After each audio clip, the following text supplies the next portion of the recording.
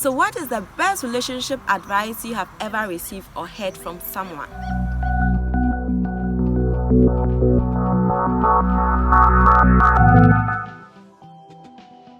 Hi everyone, welcome to Worthy Habit with Vera. If you are in here in order to boost your relationship life and have some self-motivation to live a worthy life, then this is the right place for you.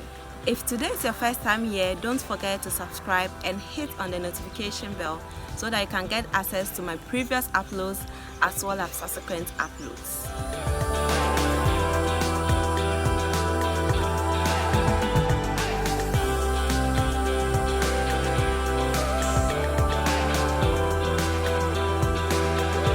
So what is the best relationship advice you have ever received or heard from someone? For me, the best relationship advice I had ever received was from my dad, and I was proud to my marriage. He told me a story about a woman who newly got married and moved into her husband's home. As time went on, she got familiarized with the environment and made new friends with her neighbors. Now, anytime her husband buys something for her, she brings it out and tells her neighbors how loving and sweet her husband was. She did this for a long time. One day, one of her neighbors came to her and said, "How much does your husband give you as your housekeeping money?" The newly married woman mentioned how much her husband gives to her. Then her neighbor said, "I suspect your husband is cheating on you with another woman. I want you to demand more from him because what you are getting from him is something little." Initially, the newly married woman disagreed to what the woman said. But upon several thoughts, she then believed what the woman said and started misbehaving towards her husband. She now makes unnecessary demands, quarrel, nag, and argue with the husband at the least provocation. Things gradually became worse and their marriage collapsed. Now, these were the lessons my father wanted me to learn from this story. The first is, when you enter into a relationship and the relationship is sweet or they are treating you well in the relationship, don't go out there and broadcast it to everyone for them to know how well your partner is treating you. If you do that, it's going to generate feelings of jealousy and envy. And finally, it's going to destroy the beautiful relationship that you have.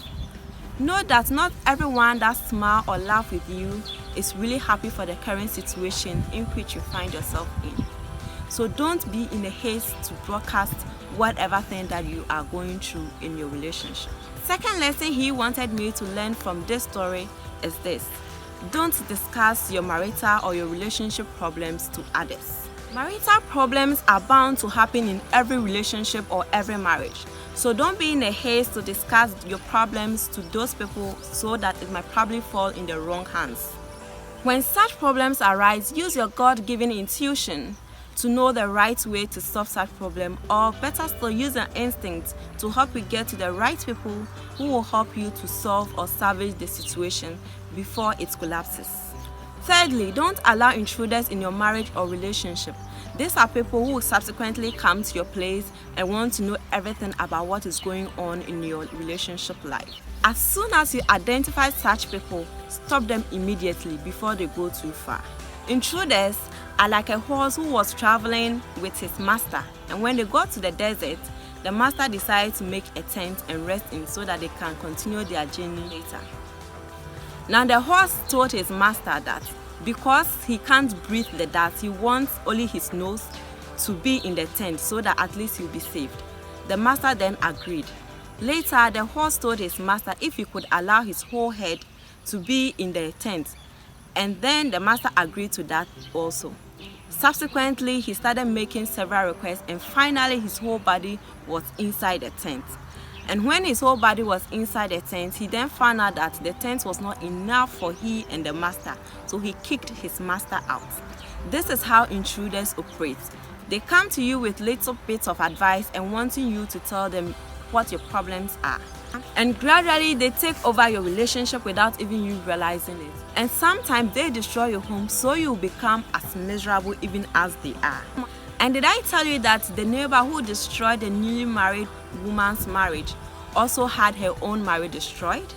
Yes, this is what I call the law of karma. Whatever you intend doing to someone, it is already done to you. While she was busily destroying someone's marriage, someone was also busily destroying her own marriage. So if somebody comes to you and tell you her relationship problems, if you cannot be part of the solution, please don't be part of the problem, because whatever seed you sow, that is what you reap. If you sow bad seed, you are going to reap bad fruit, and if you sow good seed, you are going to reap good fruits. I hope you have taken some lessons from this story, which will help you to maintain and sustain your marriage, as well as help other people to sustain their marriages too. Also, don't forget to check out on my previous episodes on interesting relationship issues.